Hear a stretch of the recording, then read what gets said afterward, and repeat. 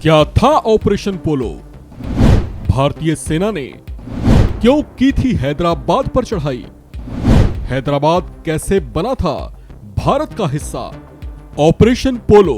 भारतीय सेना के इस ऑपरेशन का नाम गूंजते ही हैदराबाद के निजाम की वो जिद और अड़ियल रवैया याद आ जाता है, जिसकी वजह से मजबूरन भारतीय सेना को हैदराबाद पर चढ़ाई करने को मजबूर होना पड़ा था। ये वही ऑपरेशन था जिसके बाद हैदराबाद हमेशा हमेशा के लिए स्वतंत्र भारतीय गणराज्य का अंग बन जाने वाला था।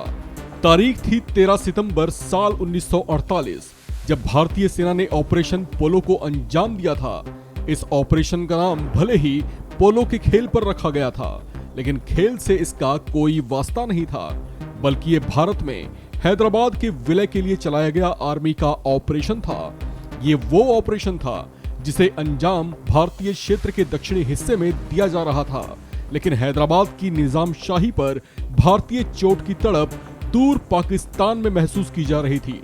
हैदराबाद पर ऑपरेशन पोलो से पाकिस्तान तड़फड़ा उठा था, क्योंकि इस ऑपरेशन के मार्फत भारत उसके उन अरमानों पर पानी फेर रहा था जिसमें वो हैदराबाद को भारत की पकड़ से अलग करने के शेख चिल्ली ख्वाब पाले बैठा था।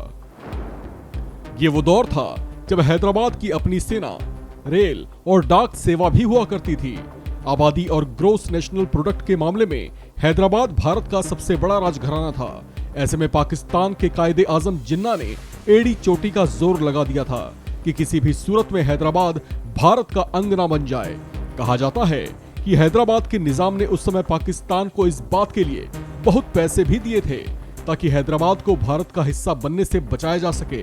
इसके बाद जब भारत ने हैदराबाद को शिकंजे में कसना शुरू किया, तो निजाम ने जिन्ना को संदेश भेजकर ये जानने की कोशिश भी की कि भारत के खिलाफ लड़ाई में क्या वो हैदराबाद का समर्थन करेगा। उस वक्त देश के पहले गृह मंत्री रहे सरदार पटेल ने कहा था कि हैदराबाद का मसला भारत के पेट में कैंसर के समान है, जिसे लंबे समय में नहीं बल्कि तेजी से निपटा देना चाहिए।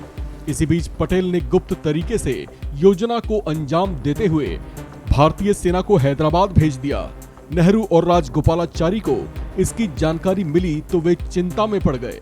इनको पाकिस्तान की जवाबी कार्रवाई का डर था।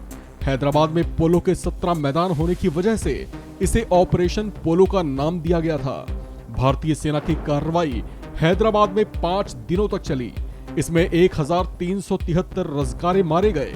हैदराबाद स्टेट के 807 जवान भी मारे गए, जबकि भारतीय सेना ने अपने 66 जवान खोए, जबकि 96 जवान जख्मी भी हुए। भारतीय सेना की कार्रवाई शुरू होने से 2 दिन पहले ही 11 सितंबर 1948 को पाकिस्तान के संस्थापक मोहम्मद अली जिन्ना का निधन हो चुका था, और इस कार्रवाई के बाद ही हैदराबाद हमेशा हमेशा के लिए भारतीय गणराज्य का अभिन्न अंग बन गया। इस खबर में फिलहाल इतना ही। बाकी अपडेट्स के लिए बने रहिए वन इंडिया हिंदी के साथ।